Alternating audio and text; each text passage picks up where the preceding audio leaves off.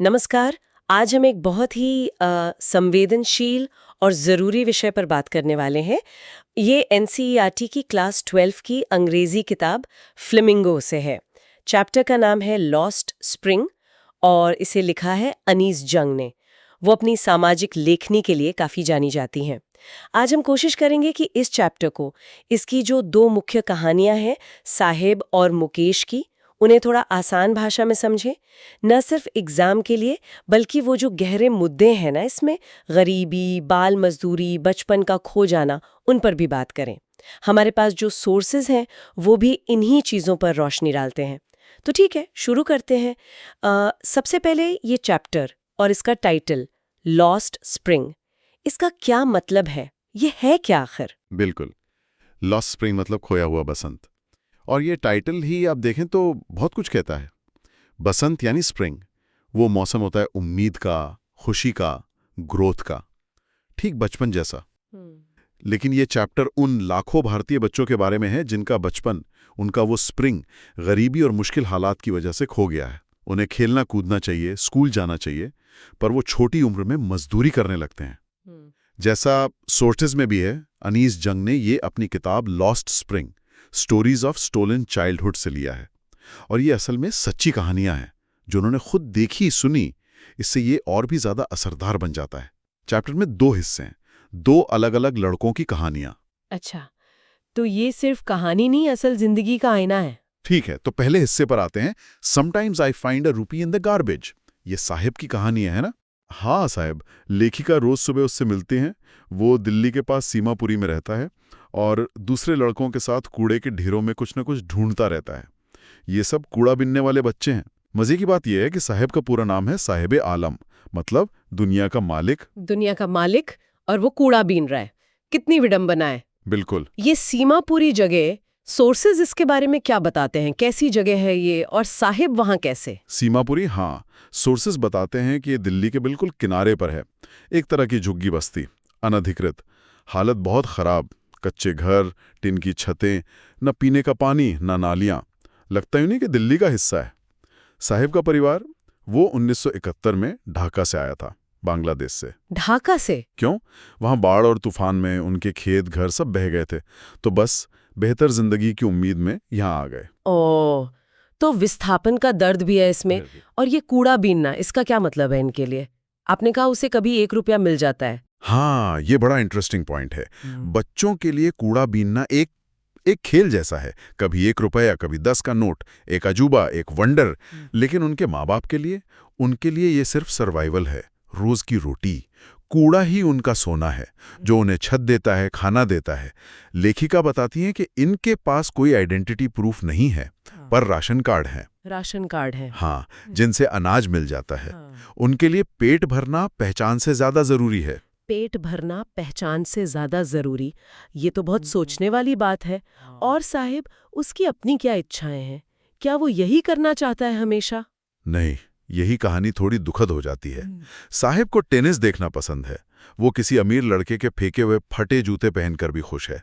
एक दिन लेखिका उससे पूछती है कि वो स्कूल क्यों नहीं जाता। साहिब कहता है, आसपास कोई स्कूल ही नहीं है। स्कूल ही नहीं है? हाँ, तो लेखिका यूं ही मजाक में कह देती हैं कि अगर वो स्कूल खोलें तो क्या वो आएगा? साहिब तुरंत हाँ कह देता है। ओ। कुछ दिन बाद वो पूछता है, आपका स्कूल तैयार हो गया? लेखिका को बहुत शर्मिंदगी होती है। एक खोखला वादा कर दिया था उन्होंने। ये दिखाता है कि कैसे इन बच्चों के सपने बस ऐसे ही नजरअंदाज हो जाते हैं। एक झूठी उम्मीद। और फिर ये तो सच में दुखद है। कहानी में आगे क्या होता है? साहिब का क्या बनता है? नहीं, वो हमेशा कूड़ा नहीं बीनता।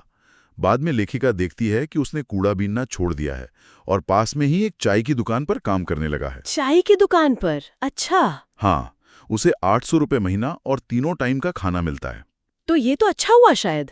शायद। लेकिन लेखिका देखती है कि उसके चेहरे से वो बेफिक्री चली गई है, जो वो कूड़े की बोरी उठाते वक्त थी। अब वो एक स्टील का कनस्तर उठाता है, जो उसे उस बोरी से ज्यादा भारी लगता है। भारी लगता है? क्यों? क्योंकि बोरी उसकी अपनी थी, कनस्तर दुकान के मालिक का है। साहेब अब अपना मालिक नहीं रहा, उसकी आजादी चली गई। तो ये एक तरह की विडंबना हुई ना। काम मिला, पैसे मिले, पर आजादी खो गई।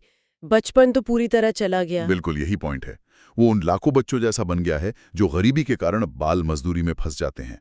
रोटी शायद मिल जाए, पर बचपन, आज़ादी, सपने सब छीन लिए जाते हैं। साहिब की कहानी दिखाती है कि गरीबी सिर्फ चीज़ों की कमी नहीं है, ये बच्चों की रूह पर भी बोझ डाल देती है। ये वाकई बहुत गहराई से सोचने पर मजबूर करता है। साहिब की कहानी सीमापुरी की बेबसी दिखाती है और फिर लेखिका हमें एक दूसरी जगह ले जाती हैं, फिरोजाबाद, जहां हालात अलग हैं पर शायद उतने ही गंभीर। दूसरा भाग है I want to drive a car. ये मुकेश की कहानी है। मुकेश और फिरोजाबाद, भारत का चूड़ी उद्योग का केंद्र, ग्लास ब्लोइंग इंडस्ट्री का गढ़। यहाँ करीब करीब हर दूसरा परिवार चूड़ियां बनाने के काम में ही लगा है, पीढ़ियों से। मुकेश का परिवार भी यही करता है। लेकिन मुकेश थोड़ा अलग है साहिब से। उसमें एक उम्मीद दिखती है। फिरोजाबाद और वहां काम करने के हालात, सोर्सेस क्या बताते हैं इस बारे में? बताते हैं कि फिरोजाबाद की गलियां तंग हैं, कूड़े करकट से भरी, बदबूदार, घर भी टूटे फूटे। मुकेश लेखिका को अपने घर ले जाता है, वो भी आधा अधूरा सा बना हुआ एक झोंपड़ा। घर में उसकी भाभी है, बड़ा भाई, दादाजी। गरीबी साफ दिखती है। और काम करने की जगह? वो तो बहुत ही खतरनाक है। चूड़ियां बनती हैं कांच की भट्टियों के पास, बहुत हाई टेम्परेचर में। छोटी छोटी अंधेरी कोठरियां होती हैं, न हवा न रोशनी।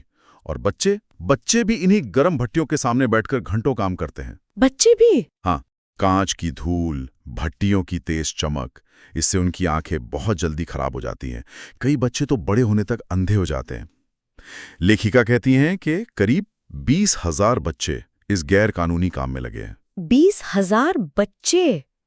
और ये सब चलता रहता है, कोई रोकता नहीं?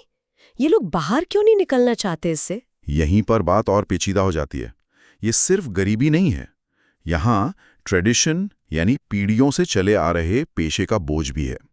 मुकेश की दादी कहती हैं कि ये उनका कर्म है, उनकी किस्मत। चूड़ी बनाने वाले के घर पैदा हुए तो यही करना है, गॉड गिवन लीनेज। मतलब किस्मत मान लिया है? हाँ, ज्यादातर लोगों ने। और एक और बड़ी वजह है, वो है बिचौलियों का जाल। साहूकार, पुलिस वाले, नेता, इन सब का एक गठजोड़ है।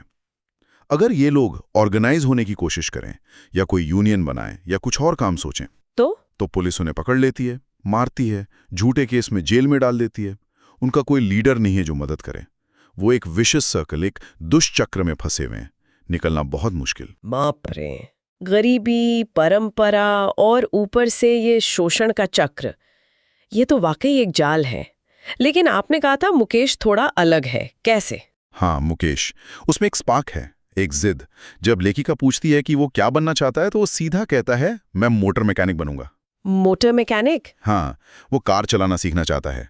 गैराज घर से दूर है, पर वो कहता है मैं पैदल जाऊंगा। फिरोजाबाद की धूल भरी गलियों में, जहां सबने चूड़ियों को ही अपनी दुनिया मान लिया है, वहां कार चलाने का सपना देखना ये अपने आप में बड़ी बात है। लेखिका उससे हवाई जहाज के बारे में भी पूछती है ना? हाँ, पूछती हैं कि पायलट बनना चाहेगा, पर मुकेश थोड़ा झिझक कर मना कर देता है। कहता है नहीं, वो बस कारों के सपने से खुश हैं। क्योंकि फिरोजाबाद की सड़कों पर कारें तो फिर भी दिख जाती हैं, हवाई जहाज तो बहुत कम उड़ते हैं वहां। अच्छा। तो ये दिखाता है कि उसका सपना भी जमीनी है, हकीकत से जुड़ा है।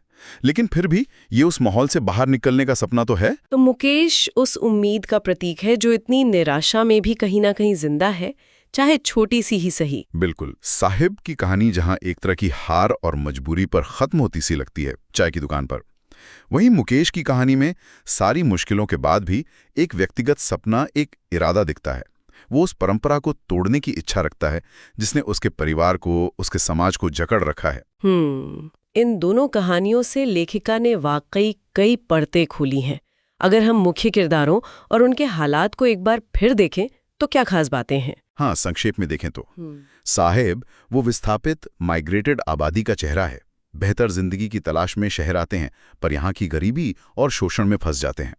कूड़ा बीनने से चाय की दुकान तक का उसका सफर, बचपन खोने की कहानी है, आज़ादी छिन जाने की, स्कूल का सपना अधूरा।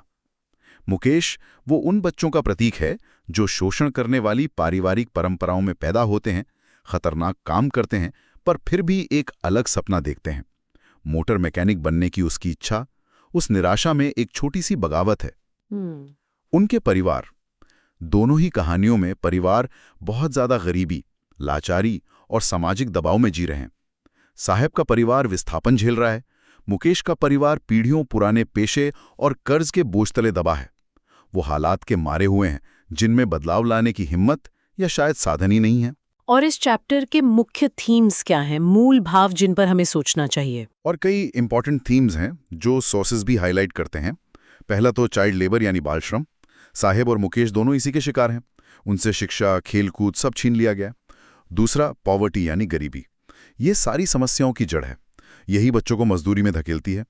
तीसरा ट्रेडिशन वर्सेस ड्रीम्स, खासकर मुकेश की कहानी में कैसे परंपराएं बांधती हैं, लेकिन कुछ लोग जैसे मुकेश अलग सपने देखने की हिम्मत करते हैं।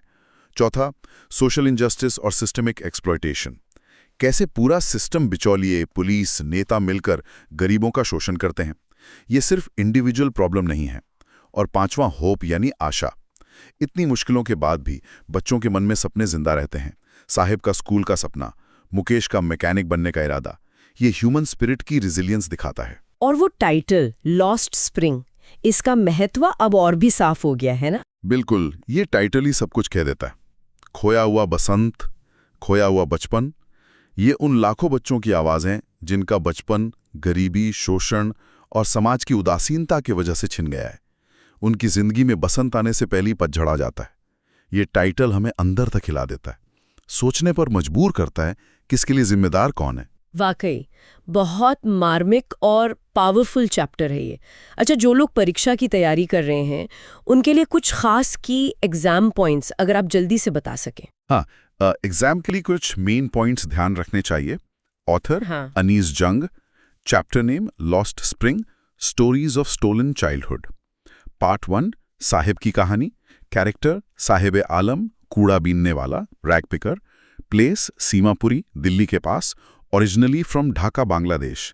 की आइडियाज कूड़ा बीनना, गोल्ड। स्कूल का सपना, चाय की दुकान पर नौकरी, loss of freedom. Part 2 Mukesh की कहानी, कैरेक्टर मुकेश, चूड़ी बनाने वाले परिवार से। प्लेस फिरोजाबाद, उत्तर प्रदेश, चूड़ियों का शहर। की आइडियाज चूड़ी बनाने का खतरनाक काम, बैंगल मेकिंग। पीढ़ियों का पेशा, ट्रेडिशन। मोटर मैकेनिक बनने का सपना, इच्छा शक्ति, डिटर्मिनेशन। मेन थीम्स गरीबी, बाल श्रम, शोषण, खोया बचपन, सपने, आशा, सामाजिक अन्याय। Title significance lost spring is equal to खोया हुआ बचपन, लॉस्ट चाइल्डहुड। बहुत अच्छे, ये क्विक रिवीजन के लिए काफी मददगार होगा। तो आखिर में इस पूरे चैप्टर का निचोड़ क्या है, मुख्य संदेश क्या देना चाहती हैं लेखिका? देखिए, संक्षेप में ये चैप्टर भारत में जो भयानक गरीबी है और उसकी वजह से जो बाल श्रम होता है उसकी सच्चाई दिखाता है। ये बताता है कि कैसे लाखों बच्चे अपनी बुनियादी अधिकारों से दूर रह जाते हैं, शिक्षा, सुरक्षा, खेलकूद। और ये सिर्फ उनकी अपनी दुखभरी कहानी नहीं है, ये हमारे समाज, हमारे सिस्टम की कमियों को भी दिखाता है, जहां ताकतवर लोग गरीबों का फायदा उठाते हैं। लेकिन जैसा हमने बात की, अंधेरे में भी उम्मीद की किरणें हैं।